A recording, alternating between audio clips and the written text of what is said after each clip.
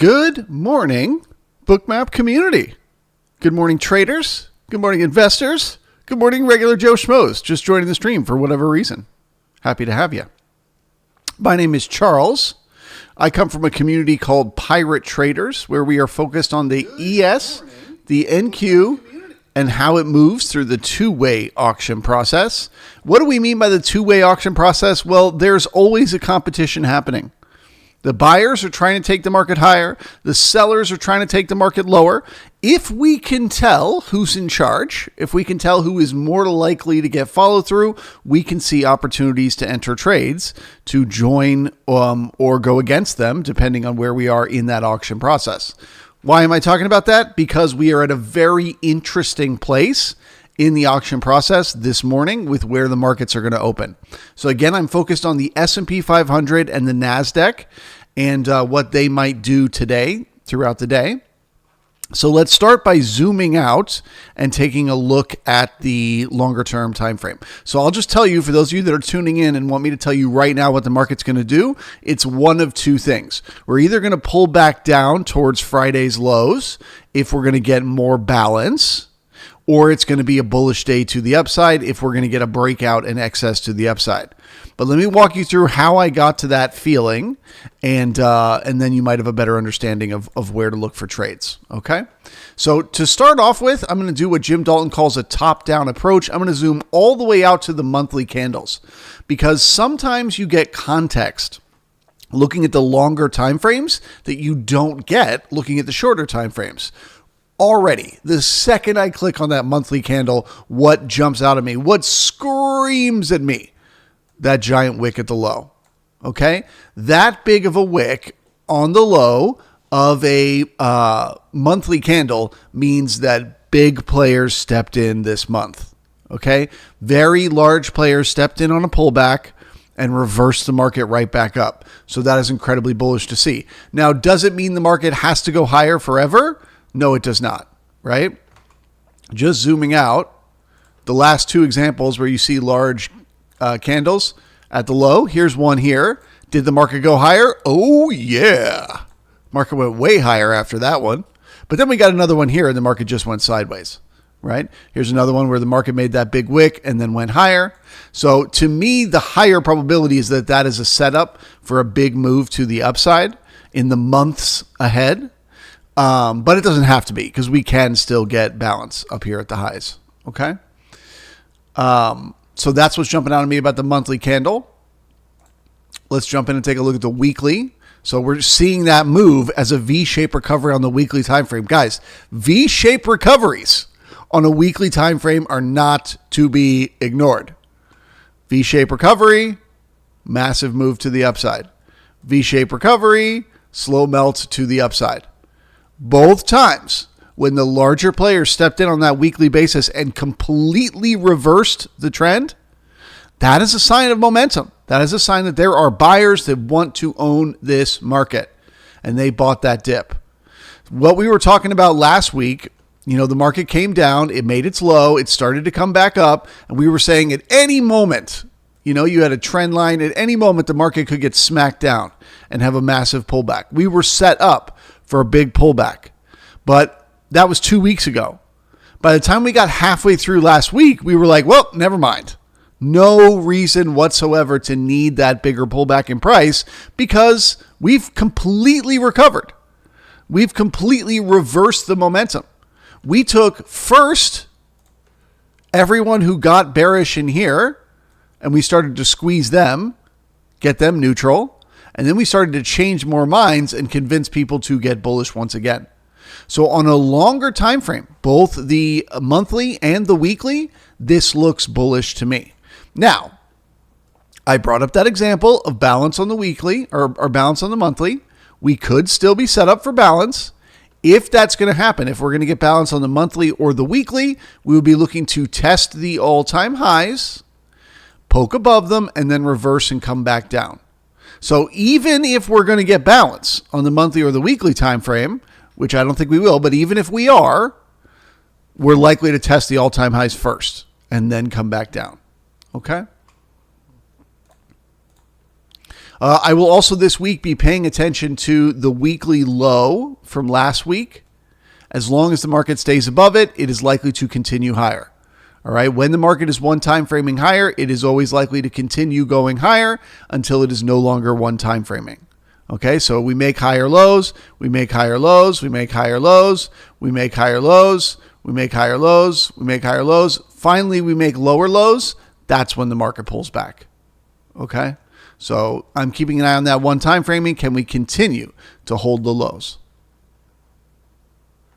And lastly, let's zoom in and take a look at the daily chart. What do we see here? Well, we're always talking about balance and excess, right? Times when the market is experiencing two-sided trade, there's uncertainty, it's going sideways, they're playing tug of war, they're trying to decide, do they want to take it up or do they want to take it down? And then eventually one side wins that tug of war and the market makes its next move that it's going to make. So here you can see there was balance and the market broke out to the upside and then it moved to the upside. There was balance, market broke out to the downside, balance, broke to the downside, balance, broke to the downside, balance. Massive move to the upside. Okay, this is very important to understand. The move that we did to get up to where price is, and I'm going to bring this into the daily today in just a second, stick with me. The move that the market made was a massive amount of excess to the upside. It was day after day after day after day of just continued momentum up. You do not often balance off 1, 2, 3, 4, 5, 6, 7, 8, 9 days of momentum in 2 days. That is not common. Generally speaking, if you have 9 straight days of the market pushing its way higher, and those are trading days, you're going to spend at least 4 or 5 days balancing off that momentum. Okay? So we got all the way up there. We got the cessation of the trend. We got the sign that the market needed to balance. We've spent 2 days balancing so far. Now, could it be that the market just continues to push all the way up to the all-time highs? Yes, it is absolutely possible. That is my scenario number 2 for today, that the market could break out to the upside and just keep going all the way to the all-time highs. Not necessarily today, but in the days ahead. Okay? That is what I think is a very real possibility. However, I would give it a 40% chance that that's what the market is going to do. Maybe even 35% chance. I would give a 60 to 65% chance that the market is going to turn around and head back down because it needs to spend some time balancing off this excess. Okay? That is purely because of the amount of momentum that we had up. It is just not common to have one tiny little dip and then keep the momentum going, right? It needs to spend some time digesting the move. So we are at a perfect place to decide, are we going to digest the move or are we going to keep going? And that is what I'm going to call a balance area high. So what we have here, basically on the ES, we're going to use Thursday's high and Thursday's low as the balance area. Okay, so the high is around 56.65. The low is around 55.83. That's our balance area high, balance area low. If the market wants to balance, if it wants to spend some time digesting this big move to the upside, that's the range it should bounce around in over the next few days. If it's going to do that, the way it should do it this morning is it should poke above that level, above 65, that balance area high, and then pull back in. When it pulls back in, if it starts to spend time and bring in volume back inside that balance area, back inside Thursday's range, we would look for a move down towards the lows. Okay? It may happen today. It may happen over the next 3 days. But if they poke above 65, come back down and start to spend time and bring in volume, that is the market telling you it doesn't have the momentum. It's not going to keep going up. It needs to go sideways for the next few days. The alternative idea would be if the market were to poke above that high, come back down and find support and bring in buyers inside Thursday's range, Well, that's very bullish to see because that means the momentum isn't over. This big move is still going. And if that's the case, I would target the all-time highs within the next few days. Okay? So we are at a pivotal moment this morning when the market opens. We are right at that balance area high where the market will decide, is it going to go higher or is it going to go lower? And I hate it. I hate it because Monday mornings, I always end up having to say this to you guys.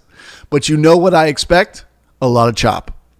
When the market is at one of these pivotal places where it is deciding where it's going to go from here, it often spends a lot of time chopping around. It makes it look like you're going to break higher. It makes it look like you're going to crash lower. It makes it look like you're going to break higher. It makes it look like you're going to crash lower. Sometimes for hours. Sometimes for 2, 3, 4 hours in the morning. It'll just chop and grind and chop and grind and drive traders nuts right there at the balance area high. Why? Because whichever way it picks, it's going to get a big move, right? Depending on which direction it breaks away from that balance area high, it's either heading back up to all-time highs or it's heading back down towards Thursday and Friday's lows. So there's a lot of money to be made, either buying the breakout or selling the look above and fail that comes back in. However, it is going to take some patience, okay? You're going to have to put up with the market driving you nuts for the first few hours of the day, making you think it's going to go up, making you think it's going to go down, reversing out of nowhere, everything switching, the internals make no sense, blah, blah, blah, blah, blah. You're going to have to just live with that because you, as a trader, recognize the bigger opportunity comes from the direction that the market picks. Either we're going to get more balance in the days ahead or we're going to get more excess. Both of those are an excellent opportunity to make money. All we need this morning is a signal. And like I said, I'm pretty much 60-40. It's hard to know which way it's gonna break. My instincts tell me it's more likely to pull down and balance more. But if I see new buying, if I see the market poke above 65, come back down and start to find support, I will get bullish real quick. Okay, because that is also a possibility. Any questions from the chat? As far as the NQ goes, it's basically in exactly the same situation. I would describe that balance area. It's a much bigger balance area. I would describe it basically between 20,000 and 19,500. Okay? This is another reason why I think the probability is a little bit higher that the market will pull back down on the ES this morning because the NQ is in the middle of its balance area. So it's straight up 50-50. Are they going to head up to test the balance area high or are they going to head back down to test the lows? It's completely 50-50 on the NQ this morning. So that means that the ES is probably more likely to balance, right? Because the NQ is definitely still in balance. So if I was trading the NQ and I was trying to figure out what to do this morning, I would use the overnight range. So I would be looking at 19,850 to 19, we'll just call it 720. I would be looking at that area as a chop zone where the market will grind and flip and reverse as it did all weekend long. And if you get above those overnight highs and get new buying, I'd be bullish. A look above and fail, I'd be bearish. A push below that gets new selling, I'd be bearish. A look below and fail that pulls back up, I'd be bullish. And of course, I'd be monitoring what's happening with the ES on the same time. Okay? If the NQ gets above the overnight high and it gets new buying, and at the same exact moment, the ES is above its balance area high and getting buying, well, then both those markets are telling you momentum to the upside. Of course, if you're a member of the brigade, I will mention it myself because we'll be talking about it live. But that's just me giving those of you that are not a heads up about what to expect later in the day. Good morning to Jay. Welcome, welcome. He says, traders, thank God it's Monday and the casino is open, baby. How would we have any fun without it? Will is here. Good morning to you. Jay in the house. Nap is here. Claudu. Good morning. Kevin is here. Debbie B, Laura, and DNK. DNK says, can we look at the Q? We just did. And yeah, like I said, the Q is definitely in balance. It's either heading to the bounce area high or the bounce area low, but the ES is right on that bounce area high, so it has potential to break to the upside. If they can poke above, come back down and find support.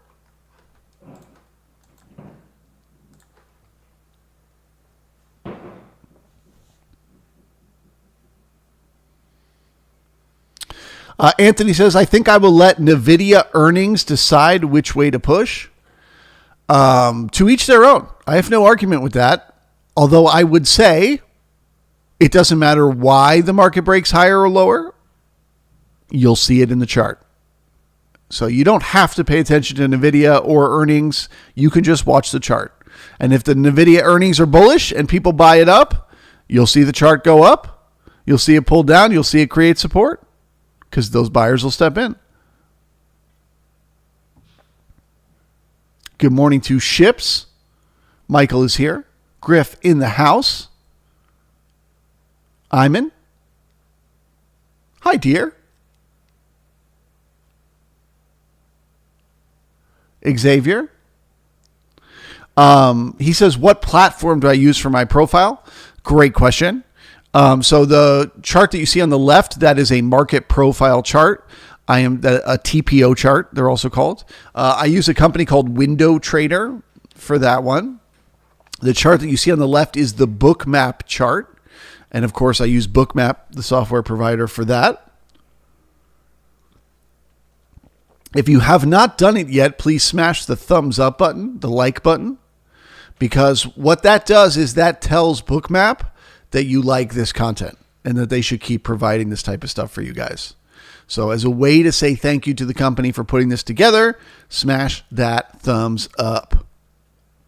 But basically the way I use these two, the market profile on the left is giving me a three-dimensional view of where the market is doing business, right? I'm paying attention to the areas where the market brings in the most volume and the areas where the market spends the most time. Those nodes of time and volume tell me where participants are choosing to do business along the vertical axis, right? So then I know where I want to do business or where I want to look for a change in business. So if we just look, I've been talking about this balance area high around Thursday's high. Why do I see that as a balance area high? Well, let's just draw a line right here. We'll call it 52, 56, 52. What happened every time the market pushed above that line in the recent past? Here, the market completely ran out of steam. We spent less than 30 minutes of time and we barely brought in any volume at all. The next night, we spent a couple of hours of time and brought in a little bit of volume. The next day, we spent an hour of time, only brought in a little bit of volume. The day after that, we spent a few hours poking and poking and poking into here at the end of the day, but we couldn't stay up there. Okay? And again, look at how that volume tapered off. Less and less volume. Only now, in the overnight over the weekend, has the market been able to stay up above this level, right? Now, the market pushed up there and it stayed up there. And it went sideways up above that level. Now we're starting to see it spend some time. Look at how fat this node is of time right here. Now we're starting to see some real volume. If the darker sections are the most volume, where was the most volume traded? Up here near the highs. So that is why I say this morning there is absolutely a potential to break out of balance because something has changed. The previous times we poked up here, we ran out of steam and reversed right back down. But this time, that hasn't happened. This time, we're bringing in buyers up here at the highs. So that's the overnight. We don't really care that much about the overnight because the moment the opening bell rings in 9 minutes, anything can happen and things can completely change. But for now, there's a chance they break it to the upside. And that's why I say I will know if the market pokes up here and comes back down and starts to spend time and bring in volume, I'll know that we're getting this again. Right? If not, if we poke up and we start to create support, well, then we're ready for our next move to the upside. This is over and we're moving on. So that is what I use the market profile chart for. And then the chart on the right, the Bookmap chart, I am using that to see where the liquidity is in the order books in real time. Okay. So this is showing us where the orders are right now. Holy moly. I can't believe I'm saying it. Guys. Woo! The node of liquidity at 52.50 that has been there for 2 weeks is gone, you guys. It's gone. That fucker right there. I predicted it. I called it last week. I said Friday would be the last day. They were waiting for the end of Jackson Hole. That was some kind of hedge that was going on, but it's finally gone. It's gone. So you guys say, Charles, we don't know what you're talking about. Why are you so excited about this? It just means the market is a little bit more free now. Over the last 2 weeks, the markets have been completely bot driven, completely artificially, mechanically controlled by computers. And it's been driving us nuts because we see momentum and we don't get much for it. We get balance at these weird moments. Well, now that that is gone, it is an indication that whatever mechanism has been at play over the last 2 weeks is also gone. So hopefully the market should be free to get some regular auctions today. Very exciting.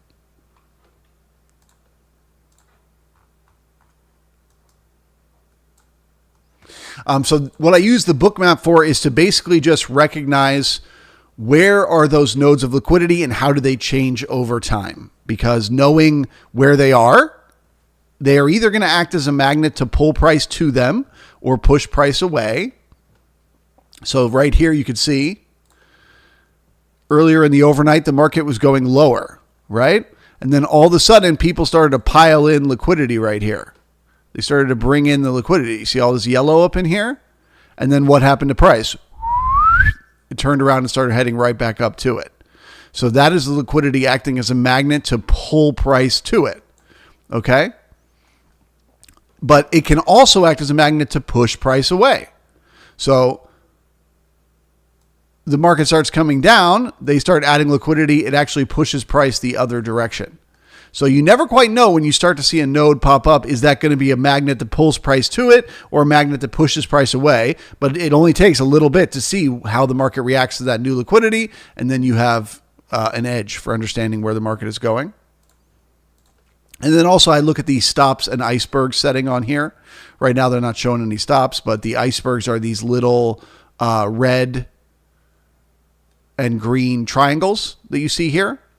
And those just basically show us when a single account is layering in orders to accumulate a position, but they want to hide the size that they're going to accumulate. So for example, with this seller up here at 71, they got short down here in the overnight, 170 contracts, but they kept layering in more. So we don't know how many they're going to fill by the end, but we know they want to get short more contracts or take profits on a long. But they want more shorts to fill. And then right here at this moment, they moved that order. They went, actually, let's get short up here. And they moved it up. So those two things, where the liquidity is and what's happening with the stops and icebergs, also give me an edge in understanding intraday moves. Those icebergs are liquidity that loves to get filled.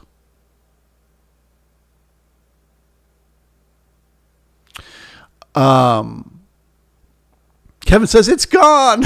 Yeah, finally. The node of death is gone.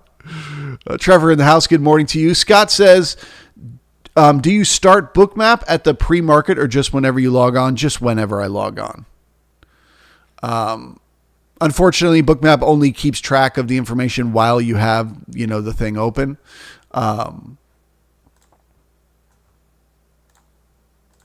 So yeah, I generally just open it up in the morning when I get in and start from there. What really matters to me is what's happening from the opening bell with Bookmap.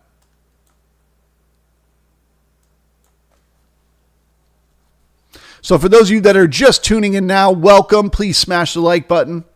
I sure would appreciate it. Market is open in 3 minutes. If you want to know whether I'm bullish or bearish, the answer is I just don't know yet. I can make a case for the market going higher today. I can make a case for the market going lower. I believe in either case, what we will first do is poke above 56.65, get a bit of short covering there. And then whenever the market comes back down, that's when I'll know what to expect. If we can turn this area, we'll call it between 56.57 and 56.65. If we can turn that into support on a retest, I'll be bullish for a continuation to the upside. If not, I'll be bearish for a pull back down towards Friday's lows. Okay? And I just got to wait and see.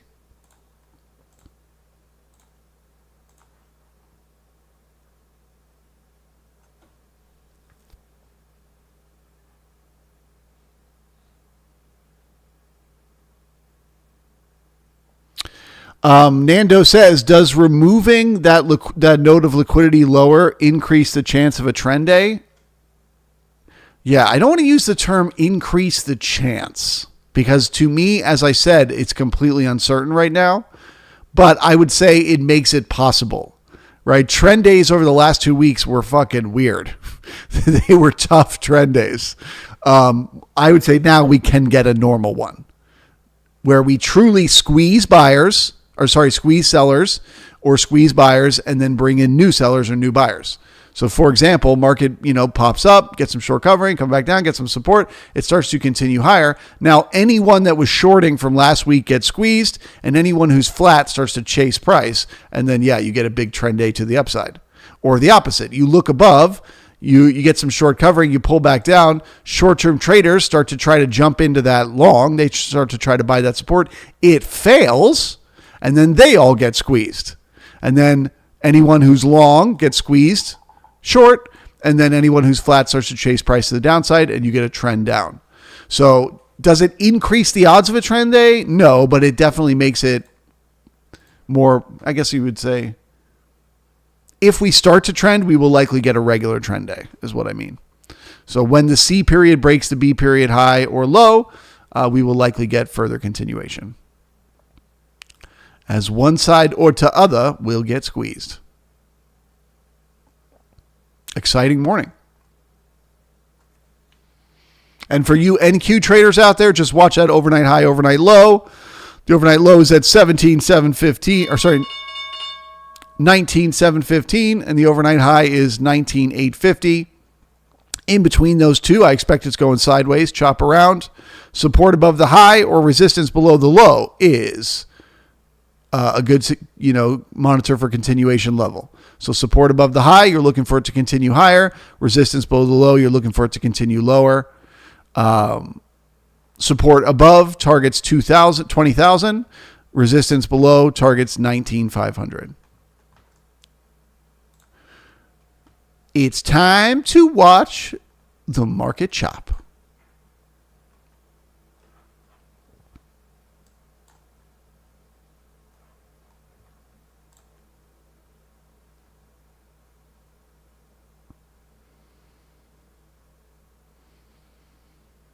Got a 40-second delay from Rhythmic data. What's up, Rhythmic?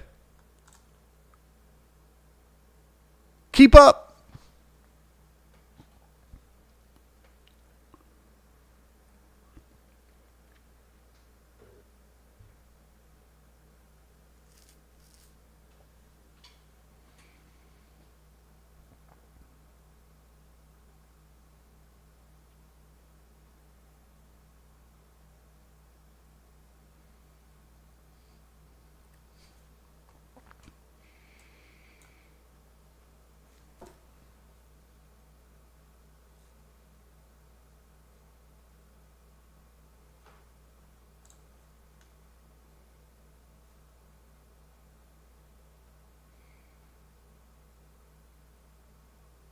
Okay. So the next thing I'm looking at is the ticks. That is this chart over here. Ticker symbol TICK. That is the NYSE ticks.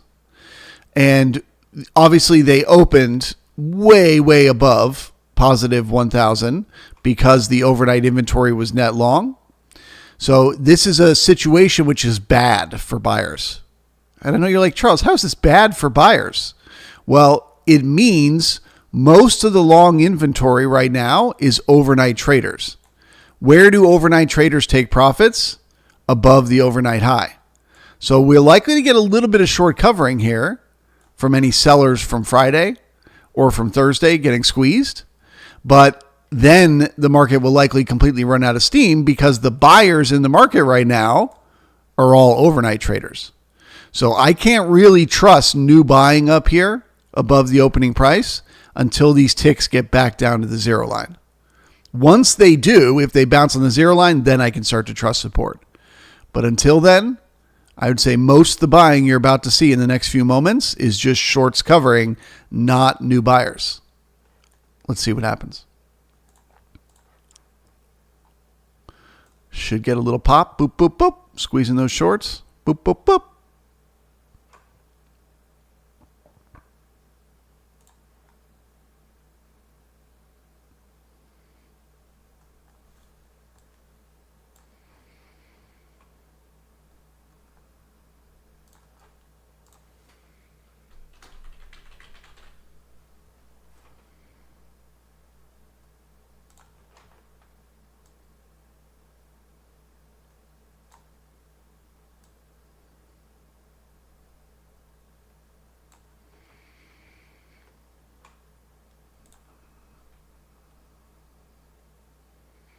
So I'm going to draw a support level here around Thursday's high. That is a giant question mark. When we pull back down, we don't know if that's going to hold.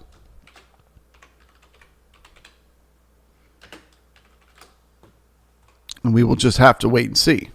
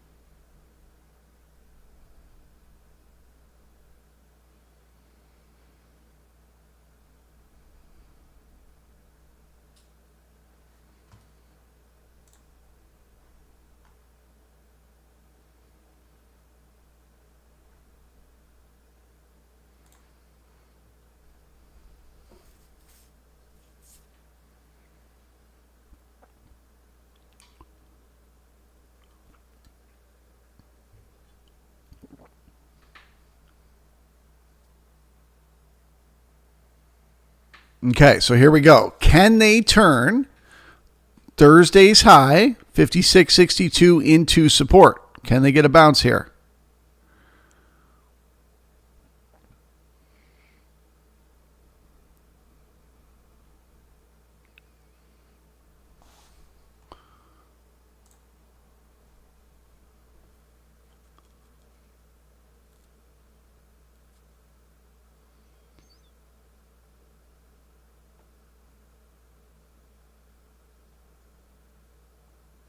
Nope. All right, so we are going to get chop and grind right here on the balance area high.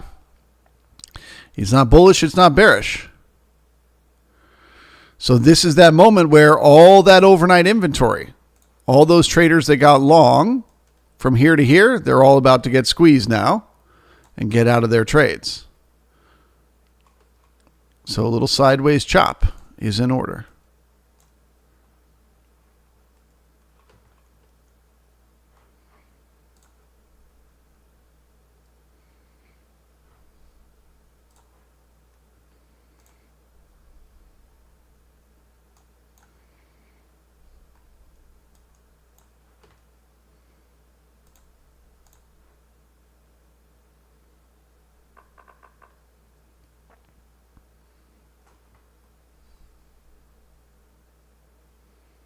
I'm going to go ahead and real quick just restart my Bookmap. See if I can't catch up on that data feed.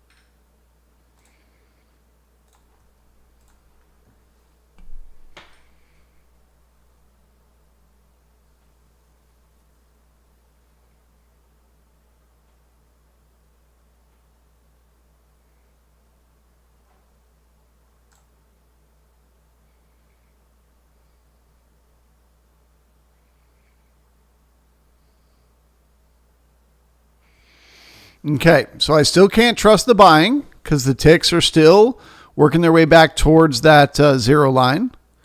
But it looks like when we get back to Friday's high once again, 56.62, the zero line the ticks might be at that zero line. If we get a bounce now, I can trust the support. If not, more chop, more sideways, more grind.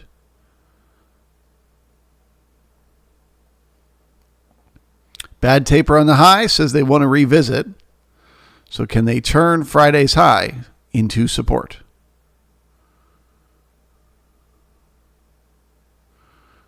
Moment of truth. Nope, still too early. Look at them ticks.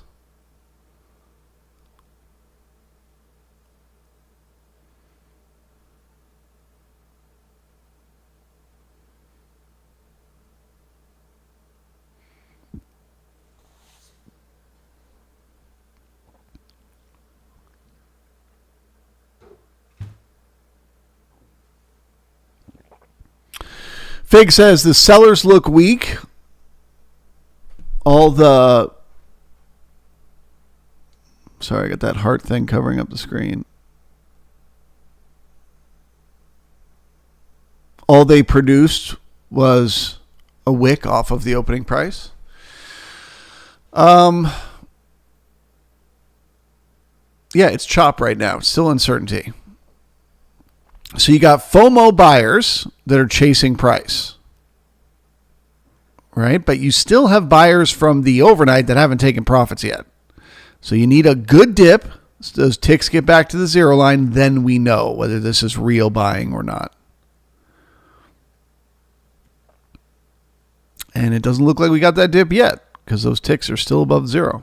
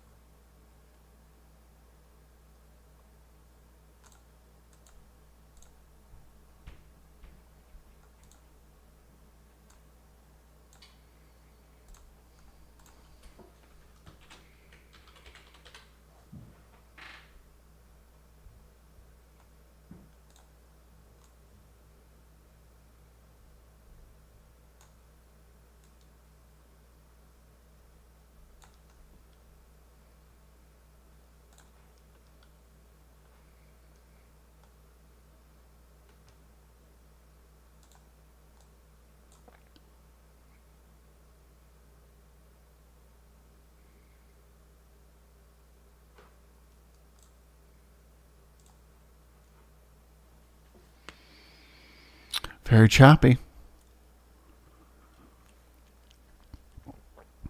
Good morning, Danny. Welcome.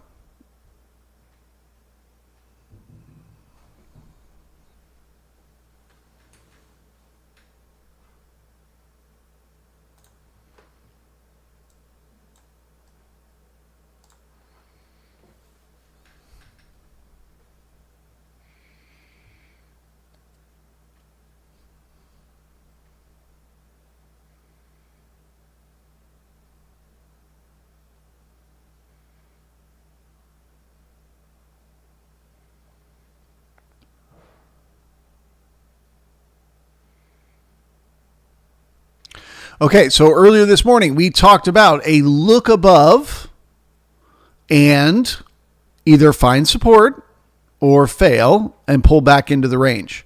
I am now watching these levels here around 56.55 and 56.51 as potential support levels.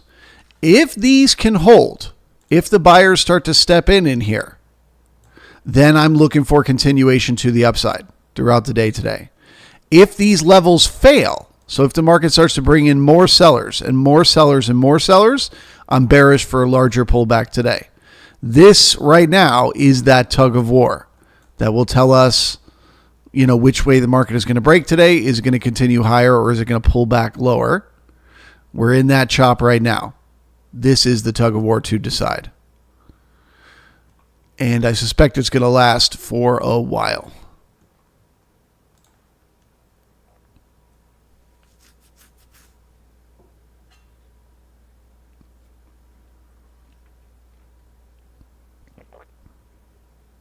Serenity says, good morning. First day here. Welcome. Happy to have you. Let me know if you have any questions. As I know, the first time people see this, it is very confusing. It's a lot of stuff on the screen, and I'm talking about they could do this, they could do that, and it's very confusing. So let me know if you have any questions.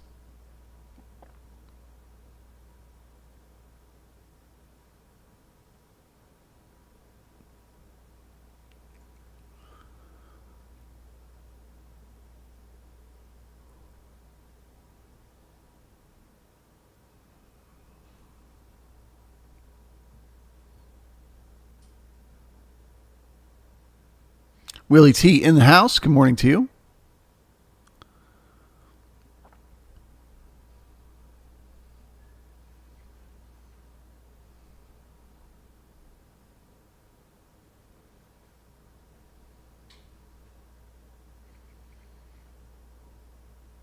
Oh, I also wanted to mention my upcoming workshop, Mastery of Markets and Minds. You can see the banner on top of the screen. If you're interested in learning how to read the two-way auction process the way I do, using market profile charts, Bookmap, and market internals. If you're interested in learning risk management, if you're interested in learning my trade setups, if you're interested in mastering the skills of being a trader, you might consider signing up. Marketsandmind.com. Marketsandmind.com.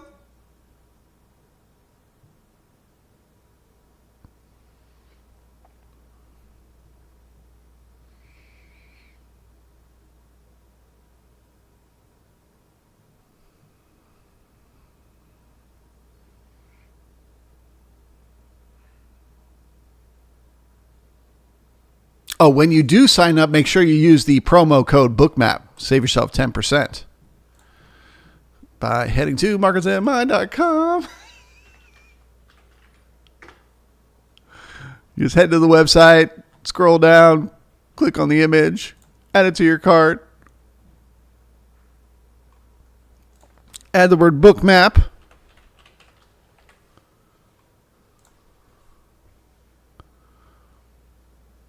And it can be yours today for the low, low price of $315. Charles, $315? That's like 8 points on the ES.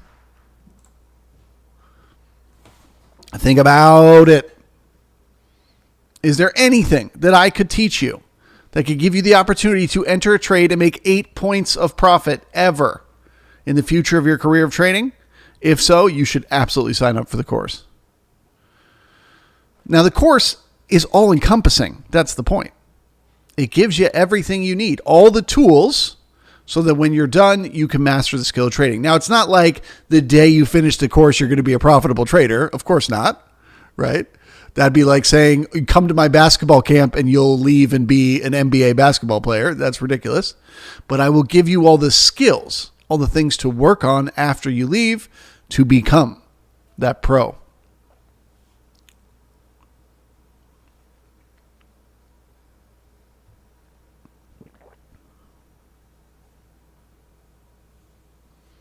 Todd says, me too.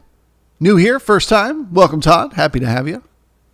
Again, hit me with your questions if there's anything you don't understand. Essentially, I am looking at the market bigger picture today. I'm saying to myself, just looking at the daily chart, one of two things is going to happen right here.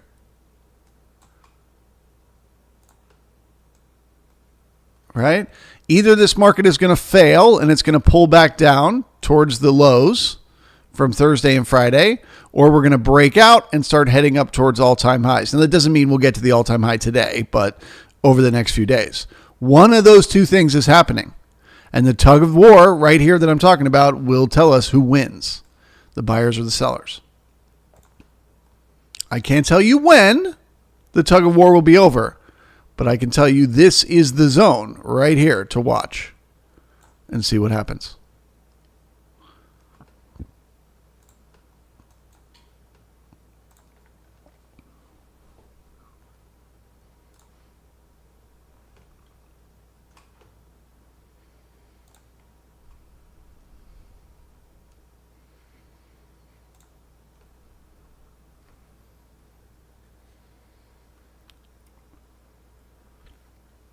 We got another first day-er.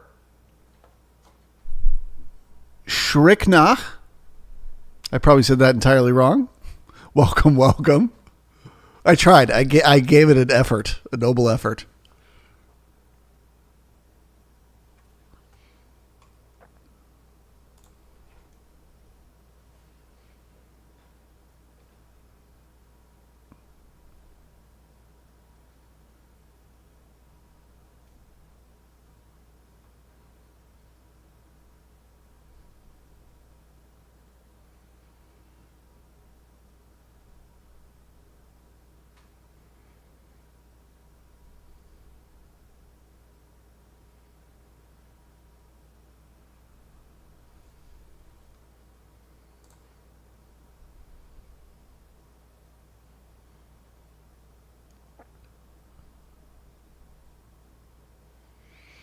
Okay, so technically this low has good taper, and they could potentially reverse it up out of here, which would be a little bit bullish to see. But my instincts tell me we need one little liquidation. So they need to break these short-term buyers that are buying this low over and over again. Just one little boop, and then they can turn around and head back up.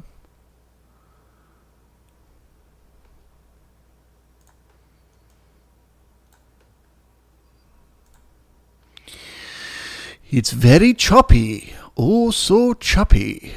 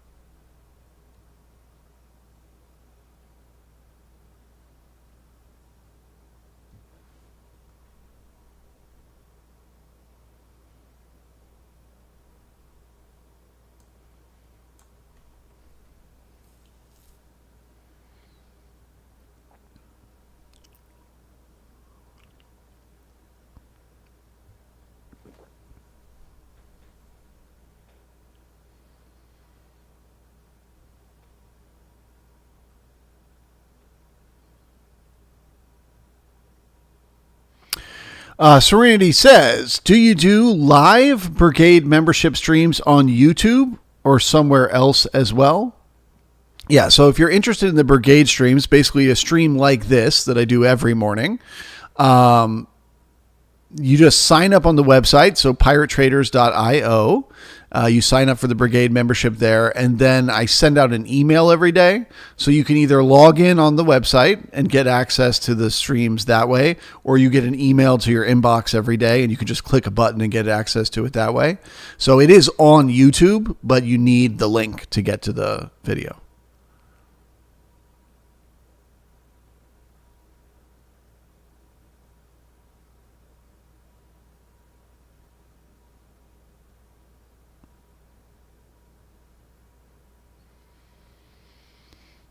Danny says, have the ticks gone back to zero? I don't think so. Not yet. Probably right now. Oh, look at that timing. So we got it. We're getting our liquidation now, our little pop lower. Can they turn this into support on the ticks? Can we get a bounce? Only now can we start to trust the buyers. Because if the ticks continue below the zero line, we know we don't have more buyers than sellers. That's not bullish to see. But if the ticks bounce at the zero line, we know we're bringing in new buyers. There are actually, U.S. market buyers buying the support. So we're watching dem ticks.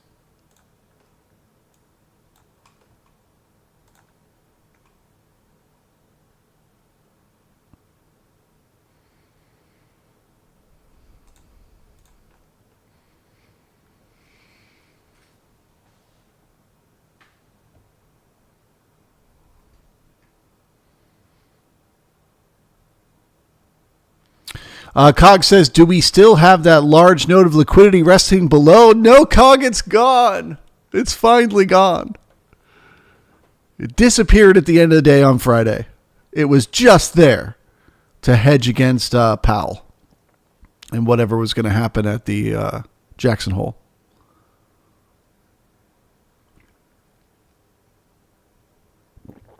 Nunya says, total beginner, where to start? That's a good question. I do occasionally get an email from somebody who says something like, my kid wants to learn how to trade. Where should I start them out with? Or, whatever the case may be. So I got a long answer for you, Nunya. Gear up and get ready for this. Becoming successful at trading is not an instant thing. It is a long and arduous process. I compare it to trying to become a professional musician or a professional athlete or like a brain surgeon. You know what I mean? It takes many, many years of developing a skill in order to be able to do this on a consistent basis. Anyone can get lucky. And a lot of people do. When they first start, they get beginner's luck. They make a bunch of money real quick. And then they believe they can do it forever.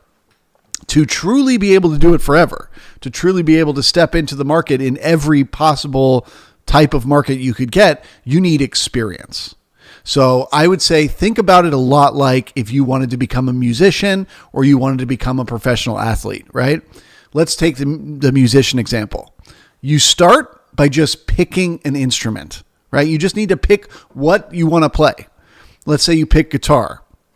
You start with the very, very basics, right? You just start with, what are the different strings? Where do you put your fingers to create different chords? Slowly but surely, you just play those chords over and over again until you get better and better and better at it. Then you can start to play music, right? You can start to learn to read music, and then you start to play along. Then you start to get better at rhythm. All of this is just you alone in your bedroom with your guitar, getting better and better and better, right? And eventually the day comes where you're good enough at playing your guitar that you can then find some other people that play other instruments to join up with you, and you can start a band. And then you all need to sit in a garage and practice together day in and day out, get better and better. Start to write your own songs, start to really sound good and be together, right? Then you start getting shows. And in the beginning, they're very small shows. You know what I mean? There's very few people coming to listen to you, and you're probably not that good. But you get better and better at your stage presence. You get better and better at performing for the audience. And then eventually you get good enough that the shows get bigger and bigger.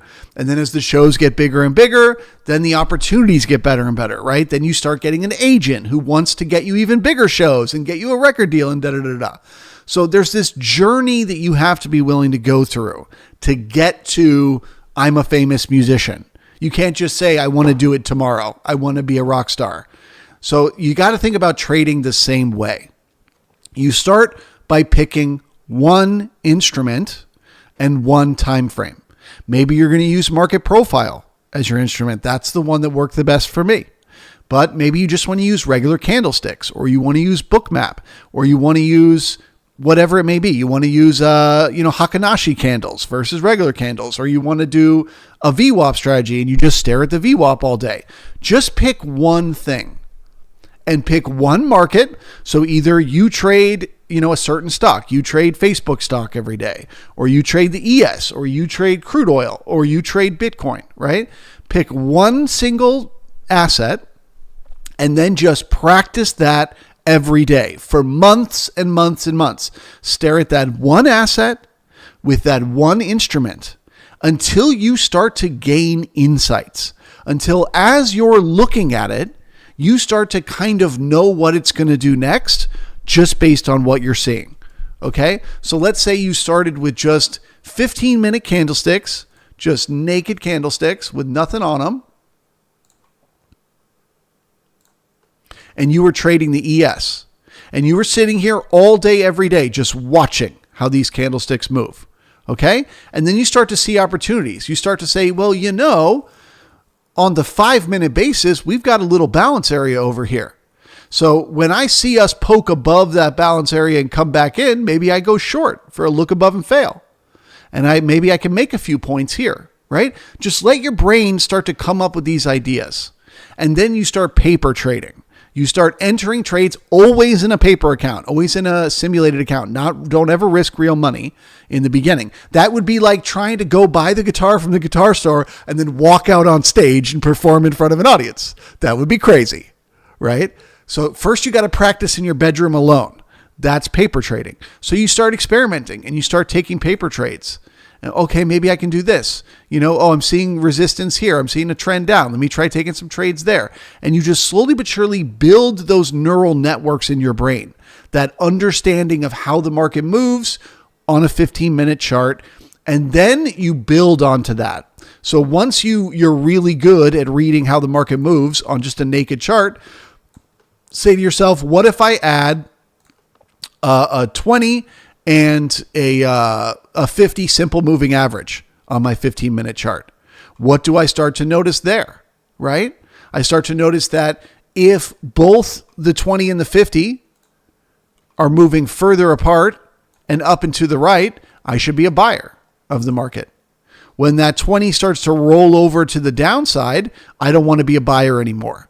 My edge as a buyer starts to disappear. If that 20 crosses that 50, I want to be a seller, because the market is likely to go lower. You just pick up these insights one after another. And there's no shortcut to it. There's no course you can take. There's no book you can read that'll just instantly make you a rock star.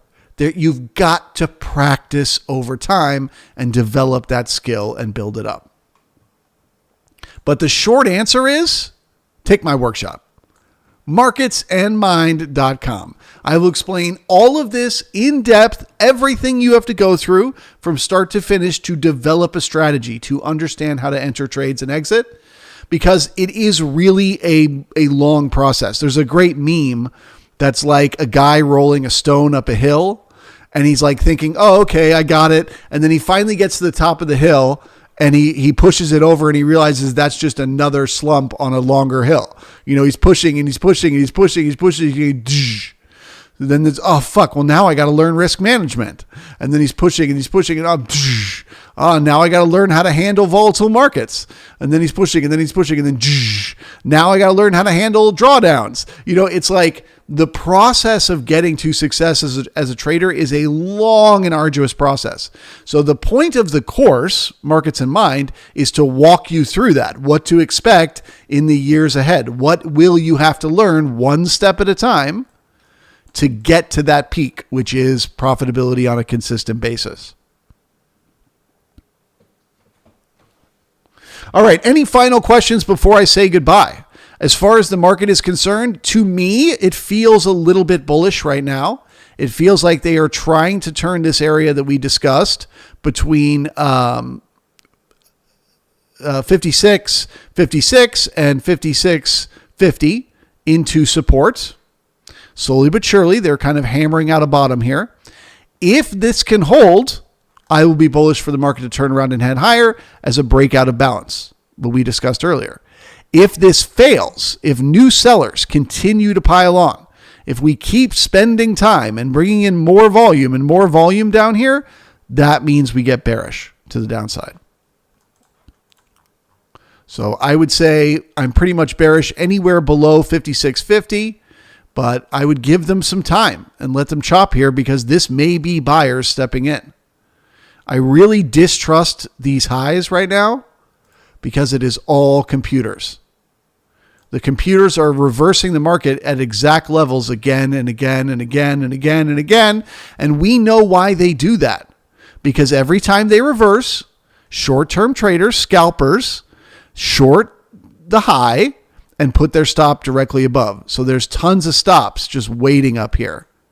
So one little dip to find that magical entry, and then they take out all those stops and create momentum to the upside. So I would say I'm leaning a little more bullish for the moment, but they got to stay above 56.50 to keep me bullish. Let's take a look at the NQ. Okay, so the NQ does not look bullish. The NQ has pushed below the overnight low. That's a little bit bearish to see. If they now turn this into resistance, literally right now, then you're looking for a pullback on the NQ towards Friday's low. If they pop back up through the opening price, look to head up and test the overnight high. Let's see what happens.